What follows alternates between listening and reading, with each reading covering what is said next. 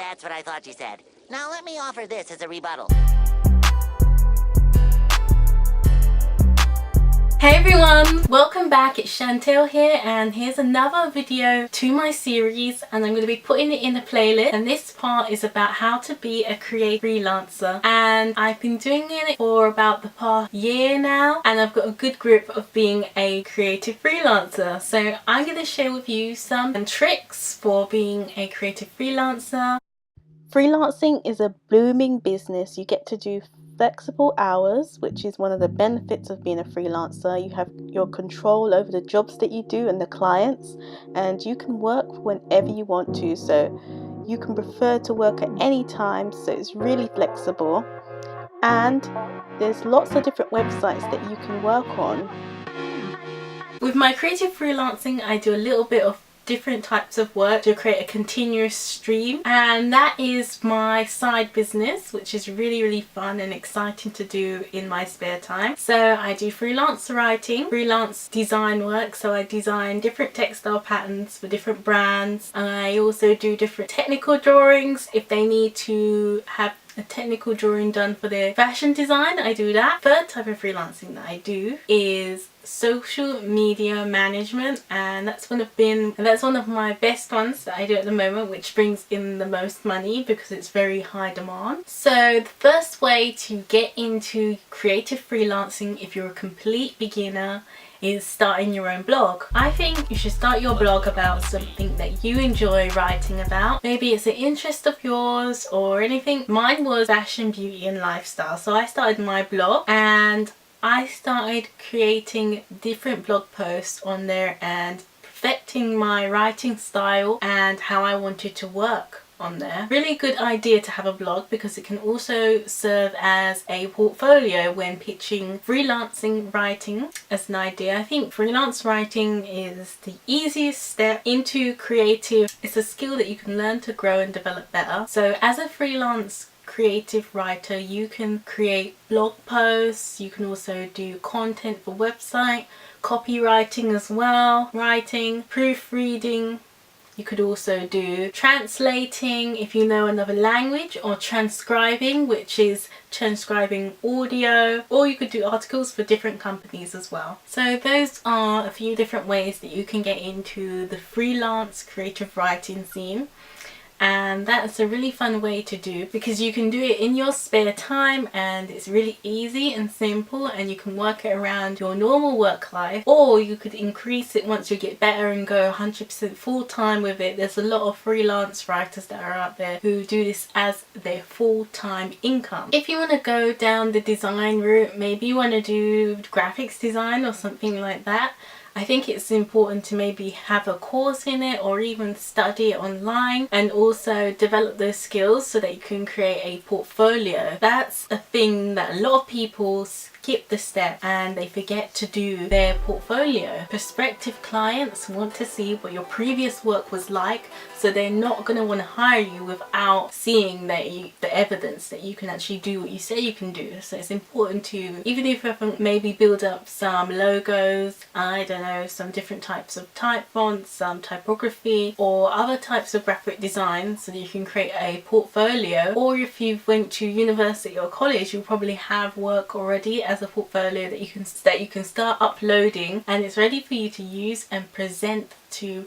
prospective clients. In the beginning, it's really hard getting your name out there and getting credibility, so it's a good idea to do really low paid work or even working for free for a little bit just to build up your name. When I first started out, I did a lot of low paid work, not free work, but I did a lot of low paid work just so that I could build up my credibility and build up different reviews, and people could say how much they thought my work was and how happy they were with my work, so that I could gradually raise my prices once I'd gotten the reviews. You should always put your name out there, be on all the social medias, tweeting, making connections, networking with people, and trying to reach out and contact different clients and different people who you would think would be interested in the services that you would like to give them. There's lots of different ways that you could go about that. You could even call them, you could email them, meet them in face to face in an event, and actually network that way as well, and build up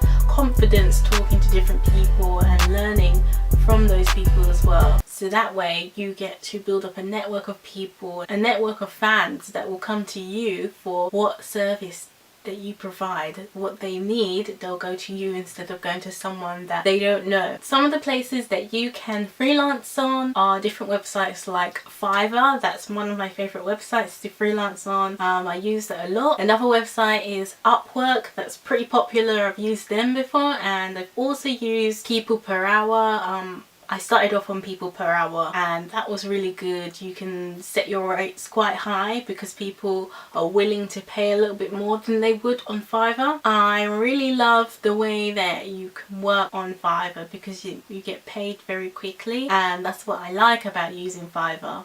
With People Per Hour, people pay higher, but it takes longer for the payments to clear through and for you to get your payment. So that's why I don't use People Per Hour as much, but it's a good place to sell your freelance services.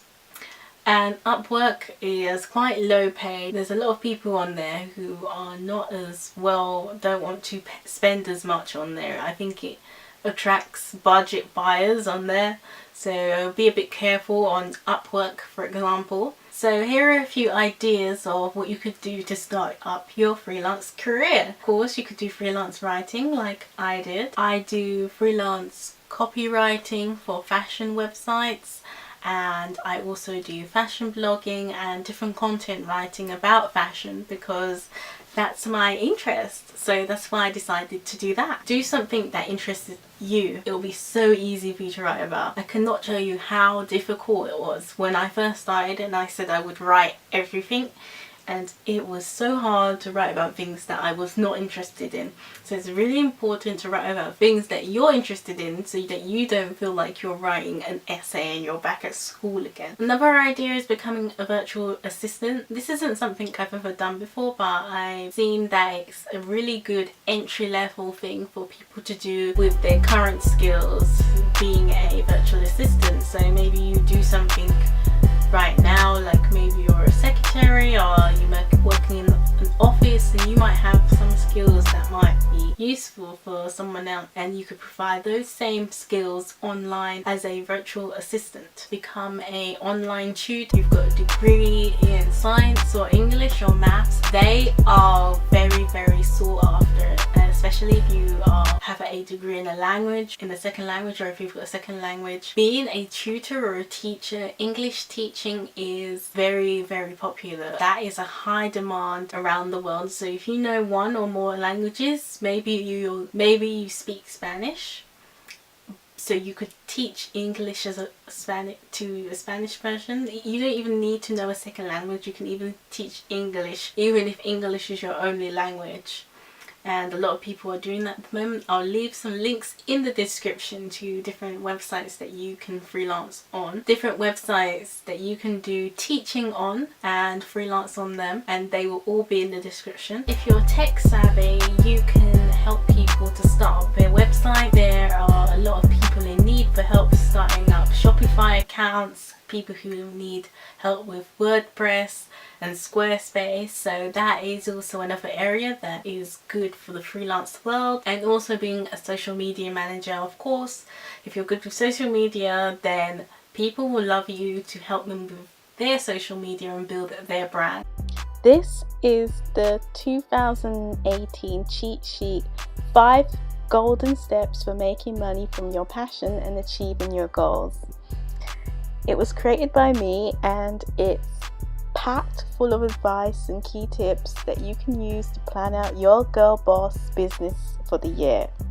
No more scanning the web for hours looking for inspiration, blog articles or social media updates. This cheat sheet guide helps you get right to the idea that you need to get started. You can use this approach if you have a handmade product or a creative freelance service-based business.